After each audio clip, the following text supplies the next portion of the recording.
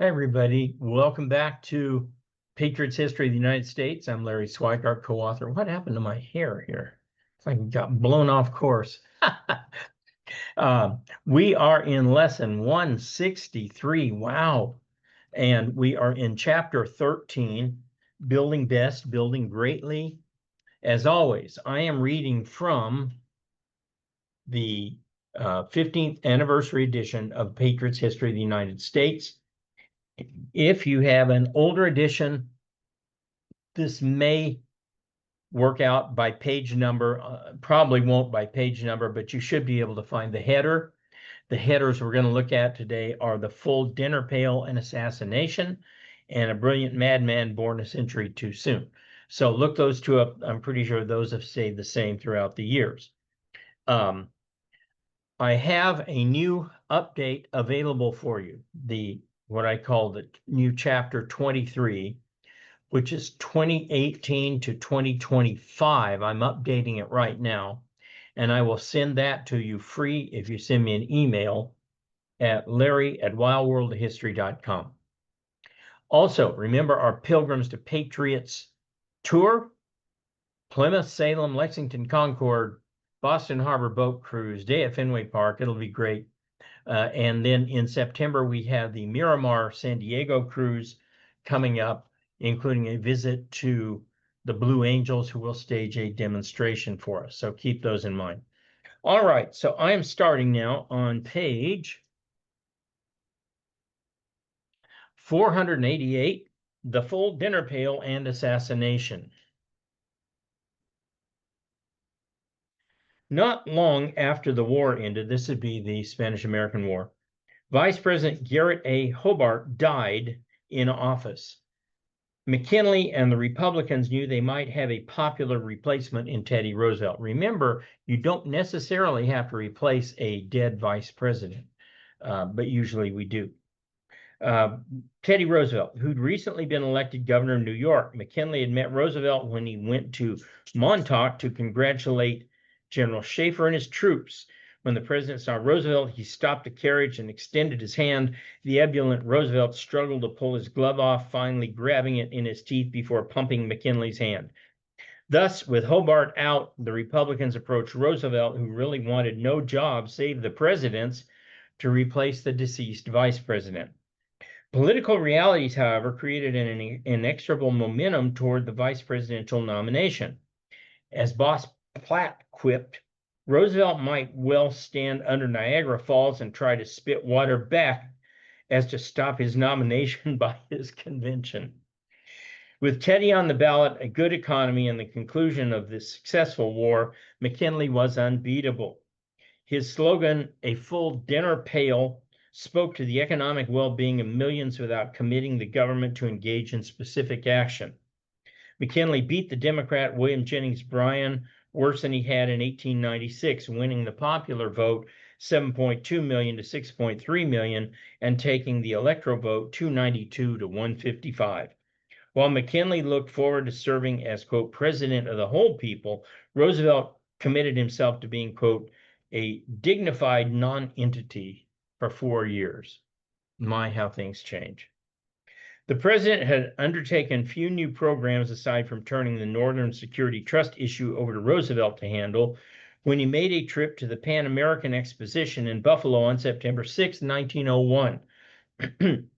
Just as a premonition of disaster had gripped many around Lincoln in his final days, so too did McKinley's staff grow increasingly uneasy as he headed to Buffalo. Several crank letters threatening assassination had arrived during the campaign, but McKinley dismissed them. The threats, however, alarmed his private secretary, George Cortelyou, who on his own started a screening process for visitors. In addition, a private investigator dogged the president's steps, and Buffalo police were on alert. McKinley refused to allow his aides to seal him off from the public, thus agreeing to a long reception line at one of those exhibition buildings, the Music Temple. While a line of well-wishers streamed into a Bach organ sonata, Leon Zaglos, an anarchist assassin, joined them, concealing a pistol in his bandaged right hand. As McKinley shook the man's left hand, Zogla shot the president twice. The stricken Major McKinley slumped backwards to a chair, urging Cortelyou to be careful how he informed Mrs. McKinley her husband was dead. Of course, he wasn't quite dead yet. In fact, he remained alive, unconscious. A bullet had gone through his stomach into his back. Efforts to locate it failed, despite the presence at the exposition of a new X-ray machine, giving everyone around him hope, but he drifted away a week after the attack.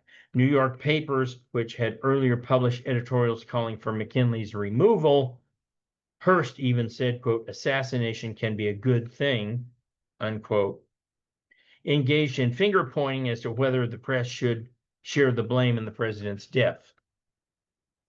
McKinley became the third president in 35 years to be killed by an assassin, and for the first time, both a president and a vice president from the same administration, 1896 to 1900, died in office.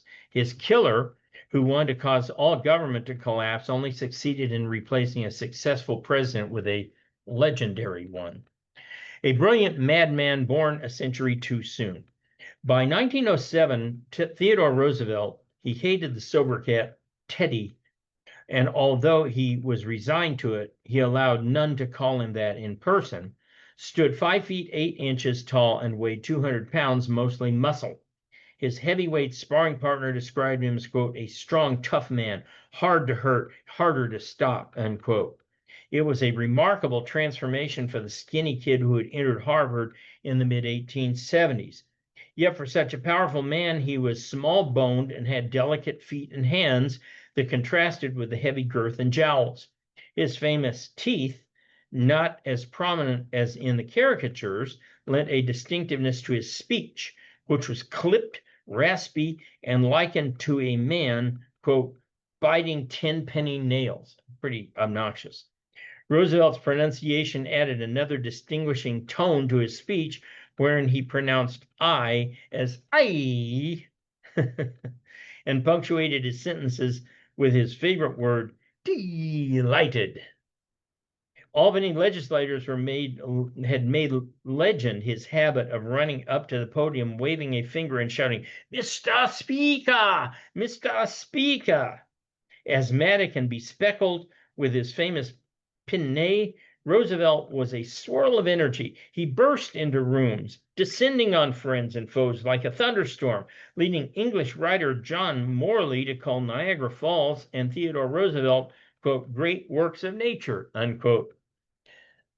Bram Stoker, the author of Dracula, once meeting Roosevelt, noted in his diary, quote, must be president someday, a man you can't cajole, can't frighten, and can't buy.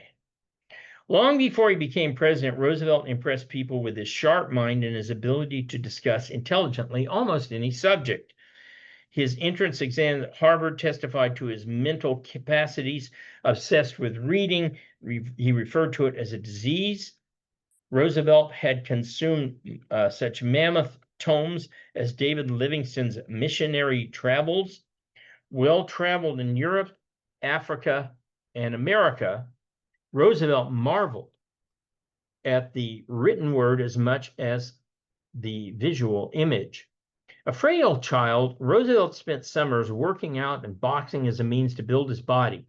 He boxed during his Harvard years, but just as often he fought outside the ring, often decking political rivals who made fun of him. The intellectual Roosevelt, however, could penetrate to the heart of intricate legislative matters, often offending everyone in the process of doing the right thing. He spearheaded several municipal reform bills, nearly pulling off an investigation of New York corruption before witnesses developed memory loss. New York Assemblyman Newton Curtis called him, quote, a brilliant madman born a century too soon. Having overcome asthma, poor eyesight, and his own impetuous moods, Roosevelt was struck by sudden and nearly unbearable grief in February 1884 when his wife died after giving birth only a few hours after Roosevelt's mother, who'd been in the same house, expired of typhoid fever. So his wife and mother died at almost the same time. Quote, there is a curse on this house, his brother Elliot had told him, and Roosevelt began to believe it. That curse would claim the alcoholic Eliot in 1891 when he had to be committed to an asylum. To drown his grief after his wife's death, the hyper Roosevelt left politics for his cattle ranch in Elkhorn, North Dakota, where he served as a deputy sheriff and helped track down a trio of horse thieves. Then in 1889, after he was appointed by President Harrison to the Civil Service Commission, he returned to New York, where he developed a feud with former New York Governor Grover Cleveland. As in the case of the bitter antagonism between Adams and Jefferson, Jefferson and Hamilton, and Sherman and Lincoln, the Cleveland-Roosevelt feud, lopsided in Cleveland's favor as it was regrettable. Here was another as it was regrettable. Here was another example of two figures towering character, and in such instances, clear vision, disagreeing over the proper implementation of their ideals. Yet such debates defined American democracy and were of no small import. Even before his appointment to the Civil Service Commission, Roosevelt had started to develop a national name with his authorship of books on the West, including Hunting Trips, 1885, and The Winning of the West, 1889, as well as other works. While far from inexorable march to the presidency, Roosevelt's steps soon seemed measured by a certain sense of relentlessness or providence. He entered New York City politics as police commissioner, a position that called for him to walk the slums and meet future muckraker Lincoln Steffens as a police reporter, named Jacob Riis, who would write How the Other Half Lives. Roosevelt fit right in with the two men. Riis soon gravitated from his job with the New York Tribune to work on housing reforms, which was the basis of his popular book, How the Other Half Lives. Steffens, whose wealthy father had instructed him to, quote, stay in New York and hustle, instead also became a reporter, but with the New York Evening Post. Roosevelt took Steffens seriously enough to initiate legislation based on his writings, although Roosevelt was dead by the time Steffens visited the Soviet Union in 1921 and uttered the preposterous comment, quote, I have seen the future and it works. Even as a young state assemblyman in the 1880s, Roosevelt was concerned with reforms in his public career. His progressivism embraced an activist government to alleviate social ills. For many reformers, words like ethics and phrases about uplifting the masses were only so much window dressing for their real agenda of social architecture, but not Roosevelt. He genuinely believed that, quote, no people were ever benefited by riches if their prosperity corrupted their virtue. It is, he added, more important that we should show ourselves honest, brave, trustful, and intelligent than we should all own all the railways and grain elevators in the world, unquote. Roosevelt came from old money, and despite such sentiment, he never entirely lost his patrician biases. Let me mention also that his cattle ranch, while it was his, he did not manage it. And this is the one big, I think, weakness in Roosevelt's entire presidency, is he never really appreciated the role of the entrepreneur, and because he never had to show a profit. And therefore, it was easy for him to go after the trusts. This in part explains his antipathy toward corporations, most of whose founders came from new money. Rockefeller and Carnegie were self-made men who built their fortunes the hard way. Roosevelt can never be accused of being afraid to dirty his hands, but his animosity toward businessmen like Edward H. Harriman suggested in some ways he envied the corporate captains who had worked their way up from the bottom. His only flirtation with business came from his cattle ranch, where he squandered 20% of his fortune while he hunted and explored rather than tending to business. To have never had the opportunity to succeed in business troubled Roosevelt. It was all the more paradoxical coming from the man whose classic man in the arena speech still retains its wisdom and dignity. Here's part of that speech. It is not the critic who counts, not the man who points out how the strong man stumbles or where the doer of deeds could have done better. The credit belongs to the man who is actually in the arena, whose face is marred by dust and sweat and blood, and who strives valiantly, who errs and comes up short again and again, because there is no effort without error or shortcoming, but who knows the great enthusiasms, the great devotions, who spends himself for a worthy cause, who at best knows in the end the triumph of high achievement, and who, at the worst, if he fails, at least he fails while daring greatly, so that his place shall never be with those cold and timid souls who knew neither victory nor defeat. Roosevelt had succeeded at everything he ever attempted, improving his physical strength, his athletic prowess, courting and winning his wife, leading men in combat, running for office.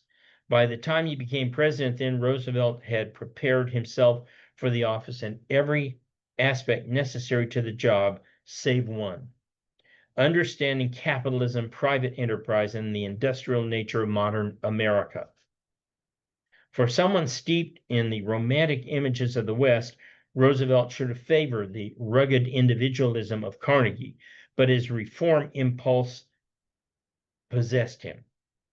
As a result, Roosevelt, became the most activist president since Andrew Jackson, doing more to impede business than any president since Old Hickory.